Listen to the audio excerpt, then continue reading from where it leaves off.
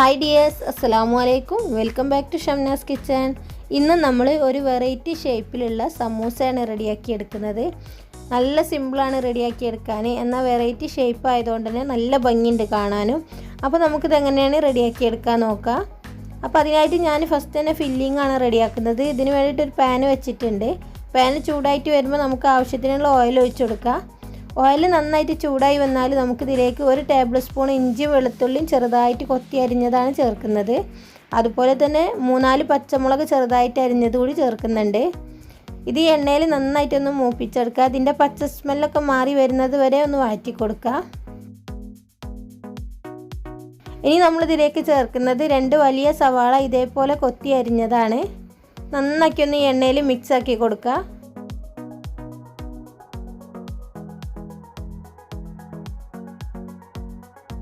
സവാള പെട്ടെന്ന് തന്നെ വഴന്ന് വരാൻ വേണ്ടി നമുക്കിതിലേക്ക് കുറച്ച് ഉപ്പും കൂടി ചേർത്ത് കൊടുക്കാം.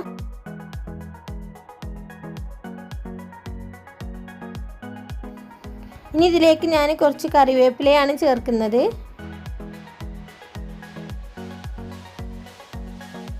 അതുപോലെ തന്നെ ഇതിലേക്ക് 1/2 ടീസ്പൂൺ മഞ്ഞൾപ്പൊടി ചേർത്ത് നന്നാക്കി ഒന്ന് മിക്സാക്കി കൊടുക്കുക. ഇപ്പം നമ്മുടെ സവാള ഏകദേശമൊക്കെ വഴന്ന് വന്നിട്ടുണ്ട്. ഇനി ഇതിലേക്ക് കുരുമുളക് പൊടിയാണ് ചേർക്കുന്നത്. 2 ടീസ്പൂണോളം കുരുമുളക് പൊടി ചേർക്കുന്നുണ്ട്. അപ്പോൾ ഇങ്ങനത്തെ സ്നാക്സൊക്കെ റെഡിയാക്കുമ്പോൾ കുരുമുളകിൻ്റെ ടേസ്റ്റ് മുന്നിട്ട് നിൽക്കുമ്പോൾ അതാണ് നല്ലത്. നന്നാക്കി ഒന്ന് മിക്സാക്കി കൊടുക്കുക. ഇനി ഞാനിവിടെ ചിക്കൻ വെച്ചിട്ടാണ് ഫില്ലിങ് റെഡിയാക്കുന്നത്. അപ്പോൾ ഞാൻ ബോൺലെസ് ആയിട്ടുള്ള ചിക്കൻ എടുത്തിട്ട് ഉപ്പും കുരുമുളകും ഇട്ട് വേവിച്ചിട്ട് മിക്സിയിലൊന്ന് ക്രഷ് ചെയ്തെടുത്തതാണ്. അപ്പോൾ ഇതിന് പകരം നിങ്ങൾക്ക് ബീഫ് വേവിച്ചിട്ടും ഇതേപോലെ ചെയ്തെടുക്കാവുന്നതാണ്. നന്നാക്കി ഒന്ന് മസാലയിൽ മിക്സ് ചെയ്തെടുക്കണം.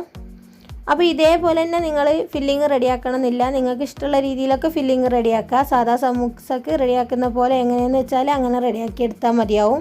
അപ്പോൾ ഞാൻ എപ്പോഴും സമൂസക്കൊക്കെ റെഡിയാക്കുമ്പോൾ ഇതേപോലെ സിമ്പിളായിട്ടാണ് റെഡിയാക്കാറ്. കാരണം എന്താ വെച്ചാൽ അങ്ങനെ ആകുമ്പോൾ നമുക്ക് കൂടുതലായിട്ട് മടുപ്പ് വരില്ല നമ്മൾ സ്നാക്സ് കഴിക്കുമ്പോൾ. ഇപ്പോൾ ഞാൻ ഇതിലേക്ക് കുറച്ച് മല്ലിയിലയും കൂടി ചേർത്ത് നന്നാക്കി ഒന്ന് മിക്സാക്കി കൊടുക്കുന്നുണ്ട്. അപ്പോൾ നമ്മുടെ ഫില്ലിങ് ഇവിടെ ഏകദേശം റെഡി ആയിട്ടുണ്ട്. ഇനി നമുക്ക് സ്റ്റവ് ഓഫ് ചെയ്ത് തണുക്കാൻ വേണ്ടിയിട്ട് മാറ്റി വെക്കാം.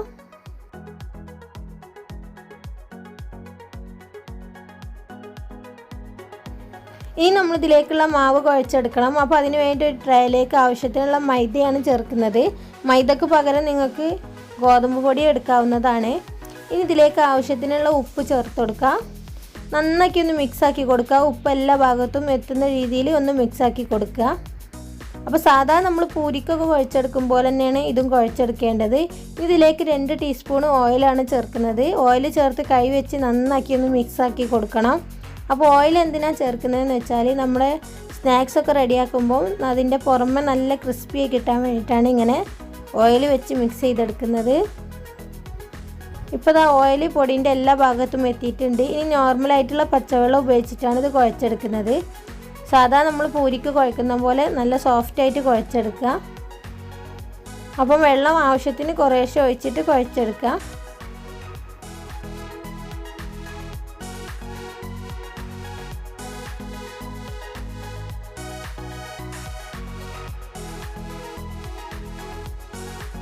ഇപ്പം നമ്മുടെ മാവ് നല്ല സോഫ്റ്റായിട്ട് തന്നെ കുഴച്ചെടുത്തിട്ടുണ്ട്. ഇനി റെസ്റ്റ് ചെയ്യാൻ വെക്കണമെങ്കിൽ റെസ്റ്റ് ചെയ്യാൻ വെക്കാം, ഇല്ലെങ്കിൽ ഇപ്പം തന്നെ പരത്തിയെടുക്കാം. അപ്പോൾ ഞാനൊരു ചപ്പാത്തി പലക എടുത്തിട്ടുണ്ട്. ഇതിലേക്ക് നമുക്ക് വലിയൊരു ബോൾസാക്കി എടുത്തിട്ട് പരത്തിയെടുക്കുക. അപ്പോൾ പരത്തിയെടുക്കുമ്പോൾ കുറച്ച് പൊടിയും കൂടി തൂകിയിട്ട് പരത്തിയെടുക്കുക. അപ്പോൾ ഞാനിതാ വലുതാക്കിയൊരു ബോൾസ് എടുത്തിട്ടുണ്ട്. ഇനി ഞാൻ കുറച്ച് പൊടിയാക്കിയിട്ടാണ് ഇത് പരത്തിയെടുക്കുന്നത്. അപ്പോൾ എത്രത്തോളം നിങ്ങൾക്ക് വലുതാക്കി പരത്തിയെടുക്കാൻ പറ്റുമോ അത്രത്തോളം വലുതാക്കി പരത്തിയെടുക്കുക. തിന്നായിട്ട് പരത്തിയെടുത്താൽ മതിയാവും.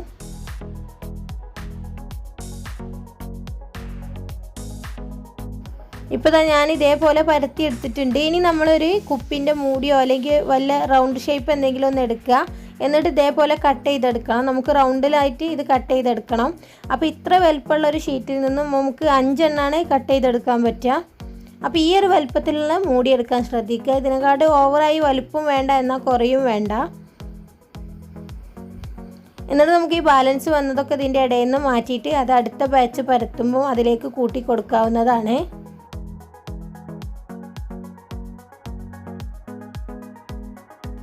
ഇനി നമ്മൾ എന്താ ചെയ്യുന്നതെന്ന് വെച്ചാൽ ഓരോ റൗണ്ടിലും നമ്മൾ 1 ടീസ്പൂണോ 1 ടേബിൾ സ്പൂണോ ഫില്ലിങ് വെച്ച് കൊടുക്കുക. അപ്പോൾ അത്യാവശ്യം നന്നായിട്ട് തന്നെ ഫില്ലിങ് വെച്ച് കൊടുക്കുക, എങ്കിലാണ് കഴിക്കുമ്പോൾ ടേസ്റ്റ് ഉണ്ടാവുള്ളൂ.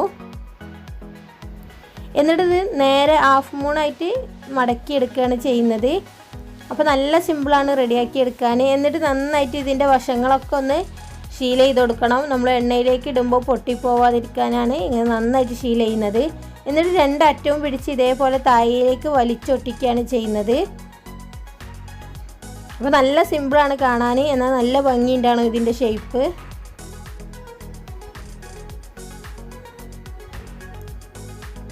അപ്പോൾ സൈഡൊക്കെ ഷീൽ ചെയ്ത് കൊടുക്കാൻ മറക്കരുത്. ഇനി അടുത്തതും ഇതേപോലെ തന്നെ റെഡിയാക്കി എടുക്കുക. 1 ടേബിൾ സ്പൂണോളം ഫില്ലിങ് വെച്ച് കൊടുക്കുക. എന്നിട്ട് നേരെ ഹാഫ് മൂണാക്കി മടക്കിയെടുക്കുക. എന്നിട്ട് വശങ്ങളൊക്കെ നന്നായിട്ടൊന്ന് ഷീൽ ചെയ്ത് കൊടുക്കുക. എന്നിട്ട് 2 അറ്റവും പിടിച്ചിട്ട് താഴേക്ക് ഒട്ടിക്കുകയാണ് ചെയ്യുന്നത്. അപ്പോൾ ഇത്രയേ ഉള്ളൂ, നല്ല സിമ്പിളായിട്ട് റെഡിയാക്കി എടുക്കാൻ പറ്റും. അപ്പോൾ ബാക്കിയുള്ളതൊക്കെ നമുക്ക് ഇങ്ങനെ തന്നെ റെഡിയാക്കി എടുക്കാം.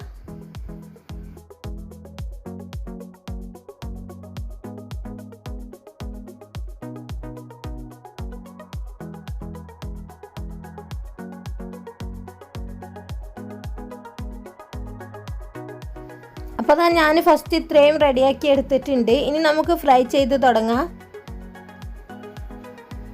അപ്പോൾ ഞാൻ ഓയിൽ ഒരു പാനിൽ ചൂടാക്കാൻ വേണ്ടിയിട്ട് വെച്ചിട്ടുണ്ട്. നന്നായിട്ട് ചൂടായതിന് ശേഷം മീഡിയം ഫ്ലെയിമിൽ ഇട്ടിട്ട് ഫ്രൈ ചെയ്തെടുക്കുക. ഹൈ ഫ്ലെയിമിൽ ഇട്ടാൽ പെട്ടെന്ന് കരിഞ്ഞു പോകും. ഇതിലേക്ക് നമ്മുടെ പാനിൻ്റെ വലുപ്പത്തിനനുസരിച്ച് എണ്ണത്തിൻ്റെ അളവ് കൂട്ടാവുന്നതാണ്. അപ്പോൾ ഞാനിവിടെ അത്യാവശ്യം കുറച്ചധികം തന്നെ ഒരുമിച്ച് ഫ്രൈ ചെയ്തെടുക്കുന്നുണ്ട്.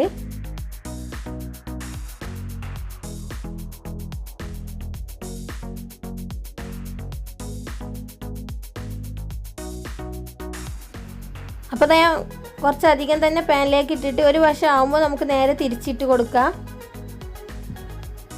ഇപ്പോൾ 2 സൈഡും നല്ല ഗോൾഡൻ ബ്രൗൺ നിറമായിട്ട് നല്ലോണം മൊരിഞ്ഞ് വരുമ്പോൾ നമുക്കിത് പാനിൽ നിന്നും എടുത്ത് മാറ്റാവുന്നതാണ്. അങ്ങനെ നമ്മുടെ ഫസ്റ്റിലെ ബാച്ച് സമൂസ ഇവിടെ റെഡി ആയിട്ടുണ്ട്. നമുക്കിത് കോരി മാറ്റാം.